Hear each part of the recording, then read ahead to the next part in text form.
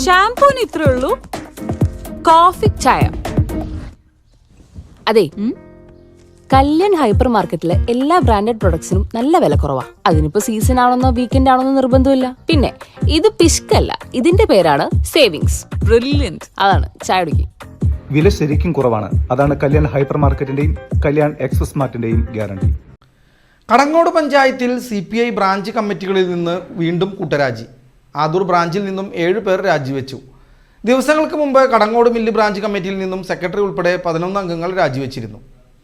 Adoor CPI ബ്രാഞ്ചിൽ നിന്ന് ഉണ്ണിരാജേട്ടൻ secretary, assistant secretary ഞാൻ രതീഷ്, എൻ്റെ പേര് രതീഷ്.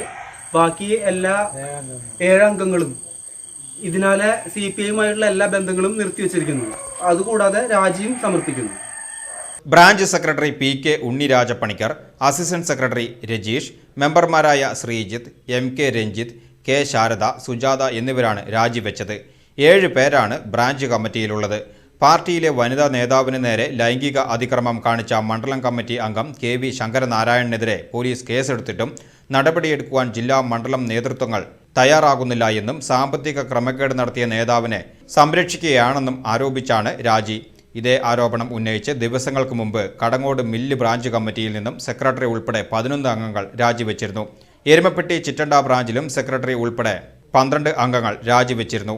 ആരോപണ വിധേയരായ നേതാക്കൾക്കെതിരെ നടപടി സ്വീകരിക്കണമെന്നാവശ്യപ്പെട്ട മണ്ഡലം കമ്മിറ്റി അംഗങ്ങളായ OK ശശി, ES മുരളി എന്നിവരെ ബ്രാഞ്ച് കമ്മിറ്റികളിലേക്ക് തരം താഴ്ത്തുകയും CPI Kadavallur local committee secretary KM Manikandan, Kadangode local committee secretary Sathar Neendoor എന്നിവരെ പ്രതികാര നടപടിയുടെ ഭാഗമായി തൽസ്ഥാനങ്ങളിൽ നിന്ന് ഒഴിവാക്കിയെന്നും ആരോപണമുണ്ട്. ഇത്തരം നടപടികളിൽ പ്രതിഷേധിച്ചാണ് രാജിയെന്നും ബ്രാഞ്ച് കമ്മിറ്റി അംഗങ്ങൾ പറഞ്ഞു.